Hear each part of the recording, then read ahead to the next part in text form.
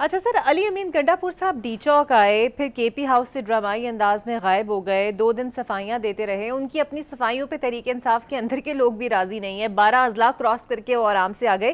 Sir, आपको लगता है कोई बैकडोर राब्ते हैं इनके, या कोई उसका नतीजा है ये गुमशुदगी? Number 1 and number 2।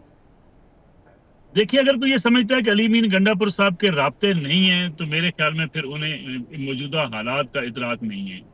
अली अमीन गंडापुर साहब के राब्ते थे, राब्ते हैं, और मेरा ख्याल है उनके राब्ते रहेंगे।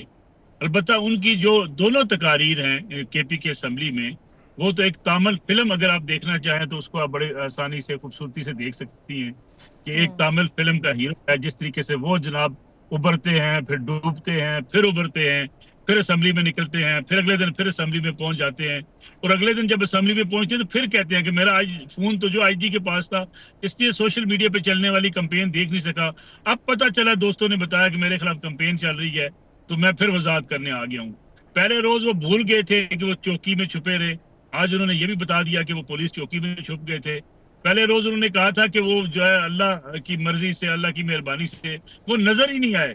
4 बार छापे पड़े तो नजर ही नहीं आया, लेकिन अब उन्होंने कहा नहीं, मैं चौकी में छुप गया था।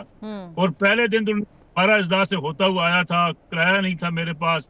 आज उन्होंने एक नई फिल्म का एक नया मोड़ दे दिया है कि जी मैंने पहाड़ के ऊपर से खड़े होकर पत्थर मारा, गाड़ी जो जा रही थी वो रुक गई, और एक गाड़ी में मेरा ड्राइवर गाड़ी चला रहा था, फिर मैं उसके साथ बैठा, आगे 2 मोटरसाइकिल पे जो कमांडोज जा रहे थे वो मेरे मुहाफिज थे, मुझे पता चला।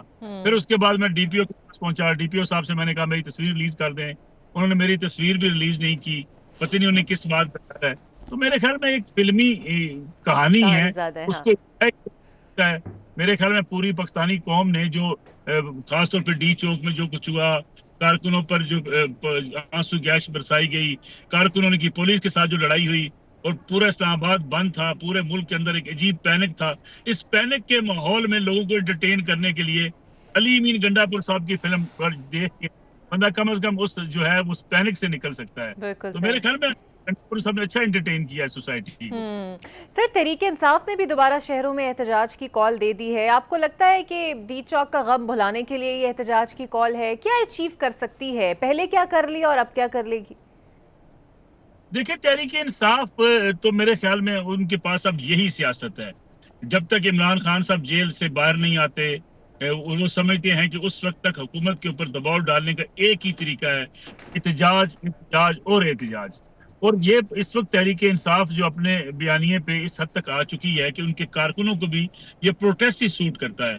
अगर वो प्रोटेस्ट छोड़ दे तो उन्हें केपीके में हुकूमत में गवर्नेंस को बेहतर करना पड़ेगा, उनको पार्लियामेंट में आके अपना किरदार अदा करना पड़ेगा, उनको सियासी माहौल में और अदालतों में जो मुकदमात हैं उनका सामना उसी तरीके से करना पड़ेगा जैसे माजी में मियां नवाज शरीफ ने किया, सफली जरदारी साहब ने किया, बाकी लोगों ने किया। तो मेरे ख्याल में पीटीआई समझती है कि अगर वो एग्रेशन की सियासत रखेगी, अगर वो प्रोटेस्ट जारी रखेगी, अगर वो सड़कों पर आती रहेगी, तो उनका कारकुन मोटिवेट रहेगा। बिल्कुल सही। अगर कारकुन मोटिवेट ना रहा तो उनके लिए मसाइल पैदा हो जाएंगे।